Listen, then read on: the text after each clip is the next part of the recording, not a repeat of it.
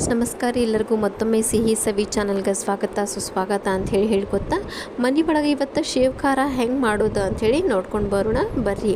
ಒಂದು ಪಾತ್ರೆ ತೊಗೊಂಡಿವಿ, ಅದಕ್ಕೆ ಹಿಂಗೆ ಹಾಕ್ಕೊಂಡೇವಿ ಸ್ವಲ್ಪ, ಆಮೇಲೆ ಅದಕ್ಕೆ ಸ್ವಲ್ಪ 1 ಲೋಟ ಆಗೋಷ್ಟು ನೀರು ತೊಗೊಂಡೇವಿ, ಅರ್ಧ kg ಕಡಲೆ ಹಿಟ್ಟು ತೊಗೊಂಡೇವಿ, ಮತ್ತು ಅದ ನೀರಿಗೆ ನಾವೇನು ಮಾಡ್ಕೊಳತ್ತೀವಿ ಇಲ್ಲೇ ಉಪ್ಪು ಹಾಕ್ಕೊಳಕತ್ತೀವಿ.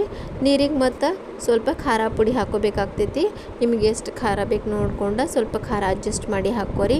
ಬಾಣಲಿ ಒಳಗೆ ಸ್ವಲ್ಪ ಎಣ್ಣೆ ಕಾಯಕ್ಕೆ ಇಟ್ಟಿದ್ವಿ, ಈ ಎಣ್ಣೆನೂ ಬಿಸಿಯಾಗಿದ್ದ ಅದ್ರೊಳಗೆ ಸ್ವಲ್ಪ ಹಾಕ್ಕೋಬೇಕಾಗ್ತೈತಿ, ಅಂದ್ರೆ ಅವ ಖಾರ ಮಸ್ತ್ ಬರ್ತಾವ್ರಿ. ಹಾಗಾಗಿ ಆಮೇಲೆ ಸ್ವಲ್ಪ ಕಡ್ಲಿ ಹಿಟ್ಟು ನಾವು ಈ ನೀರೊಳಗೆ ಮಿಕ್ಸ್ ಮಾಡ್ಕೋತಾ ಹೋಗ್ಬೇಕಾಗ್ತೈತಿ. ಎಣ್ಣೆ ಕಾದಿದ್ದ ಕಡ್ಲಿ ಹಿಟ್ಟು, ಖಾರ ಪುಡಿ, ಉಪ್ಪು, 1 ಲೋಟ ನೀರು, ನಾವಿದಿಷ್ಟು ಮಿಕ್ಸ್ ಮಾಡ್ಕೊಳತ್ತೀವಿ. ಆಮೇಲೆ ಸ್ವಲ್ಪ ಕನ್ಸಿಸ್ಟೆನ್ಸಿ ನೋಡ್ಕೋತ ನಾವಿಲ್ಲೇ ಹಿಟ್ಟನ್ನು ಕಲಿಸ್ಕೋತ ಹೊಂಟೇವಿ.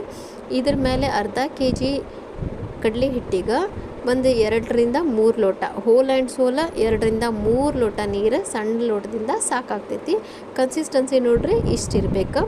ಭಾಳ ತೆಳುವಾಗಬಾರ್ದು, ಭಾಳ ದಪ್ಪನೂ ಆಗಬಾರ್ದು, ಅವು ಕುರುಮಾಗಿ ಬರೋದಿಲ್ಲ.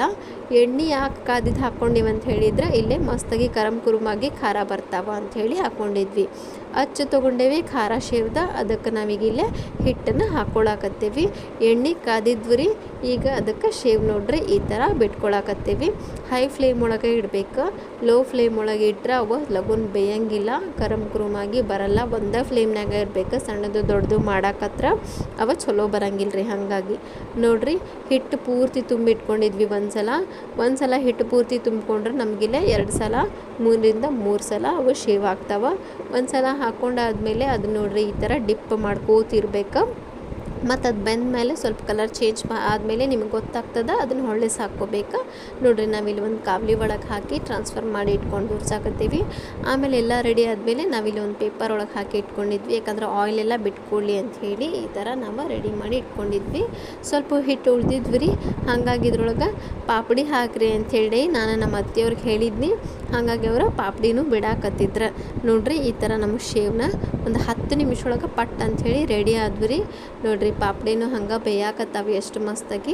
ಉಳಿದಿದ್ದ ಹಿಟ್ಟಿನಾಗ ನಾನು ಹಾಕ್ರಿ ಅಂತ ಹೇಳಿದ್ನಿ, ಅದಕ್ಕೆ ಸ್ವಲ್ಪ ಅವರು ಪಾಪಡಿನೂ ಹಾಕಿದ್ರು. ಈ ಥರ ನೀವು ಮನೆ ಒಳಗೆ ಮಸ್ತಾಗಿ ರೆಡಿ ಮಾಡಿ ಇಟ್ಕೊಂಡು ತಿನ್ಬಹುದು.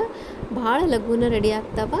ಇವನ್ನೆಲ್ಲ ಸ್ವಲ್ಪ ಆರಿದ ಮೇಲೆ ಒಂದು ಏರ್ ಟೈಟ್ ಕಂಟೈನರ್ ಒಳಗೆ ನೀವು ಸ್ಟೋರ್ ಮಾಡಿ ಇಟ್ಕೋಬೇಕಾಗ್ತೈತಿ. ನೋಡ್ರಿ ಎಷ್ಟು ಮಸ್ತ್ ಬಂದವ ಅಂತ ಹೇಳಿ ನೋಡಾಕತ್ತೀರಲ್ಲ, ನೀವು ಮಾಡ್ಕೊಂಡು ತಿಂದ ಹೆಂಗೈತೆ ಅಂತ ನಮಗೂ ಹೇಳ್ರಿ. ಇನ್ನೊಂದು ವಿಡಿಯೋದಾಗ ಸಿಗೋಣ. ನಮಸ್ಕಾರ ರೀ.